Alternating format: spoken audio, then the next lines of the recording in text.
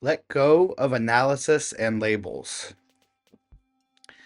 So, a big misconception that I think happens often is that people expect for thinking to stop after awakening, or um, yeah, it's just the cessation of any kind of thoughts coming up and coming down. That's what some people expect, and that's not at all what happens. What happens is our relationship with thoughts changes. Um, Basically, what we want to do is we want to let go of our belief in the meanings of um, language and and the labels that we put onto everything, right? And in the analysis that we do, which comes from certain axiomatic beliefs, and the analysis which is done with concepts and ideas and labels, language, right? Um, what we want to do is see through that it's groundless, because basically there's a trick going on where we take something for granted, we take something as absolutely true, and then we build off of that. And once we build off of that, we forget that that the original beliefs were beliefs, because they become foundational. And these foundations can be solidified by, um, other beliefs that reinforce the foundation. When we have sort of like a hermetic bubble going on, where we have a self-consistent sort of loop of ideas and beliefs and concepts, it can seem very uh, cohesive. It can have a continuity to it, which makes it very real seeming. When we realize that those foundational beliefs are basically arbitrary and cannot be validated, then we have an opportunity to be free from them. See, our beliefs are like shackles. Our beliefs, um, they, appear to hold us down into what's possible and what's not possible, and what's not possible. And but the shackles are an illusion, because the beliefs are just made up. Some people can believe in one thing. They might believe that everything's consciousness, or someone might believe that we're, some people believe the world's flat. Some people believe that we were brought here by aliens. Some people believe some more traditional religious type of beliefs. Some people believe that the Big Bang created the universe, and these are all theories and ideas, and they're cool if they're practical, and but the thing is, if we need to hold on to these ideas and concepts more loosely, because as soon as they solidify as a belief system, now we're basically lost inside of our beliefs and our ideas, and that becomes our reality, and that's just a fantasy. And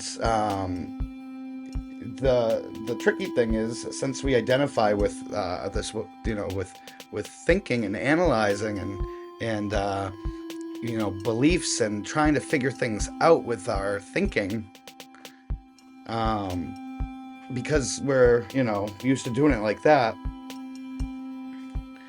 We think that we can get to this realization that I'm pointing to, that all of these belief systems are fantastical and that they're arbitrary, and and that they're groundless. We think when we hear that, if that sounds like something that we want to, if we want to wake up to that truth, if we want to have that realization, then we start to analyze and we try to cross-reference information, and we study, we listen to what people have to say, we interpret. But all of the faculties that we use to do those things are part of our belief system. Language itself is all made up, and it is groundless. It doesn't mean that that we shouldn't read books and we shouldn't do learn new languages or words. But the thing is on a meta level, we don't really know what any of these words really mean. It's kind of like we're just like dogs barking. But then we have these basically belief systems that are sort of like layered on top of it, so to speak, superimposed on top of what's truly mysterious. We have this superimposed belief system. That's what is to be realized. It's like a instantaneous realization, so to speak, that this is all a mystery appearing as whatever your belief system says it is.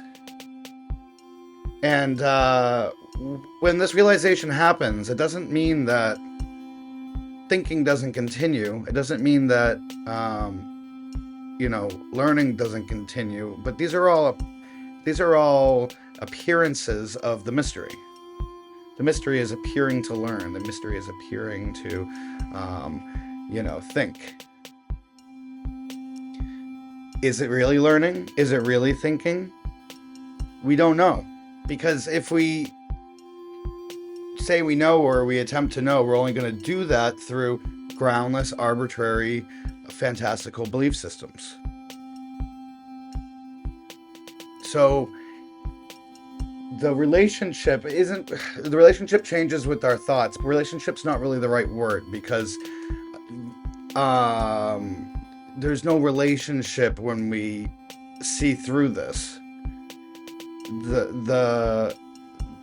Like a relationship also takes some sort of knowledge of two things that are relating to each other, a duality.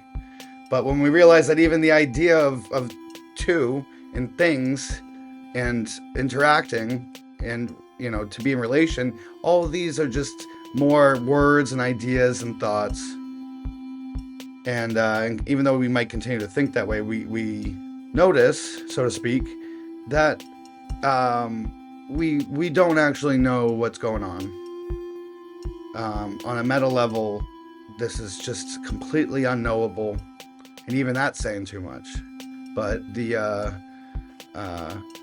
apparently, or the unknowable, so to speak, is appearing to appear as really it's appearing to appear as whatever we believe it is, and that's pretty much it. Like, if we realize that it's kind of like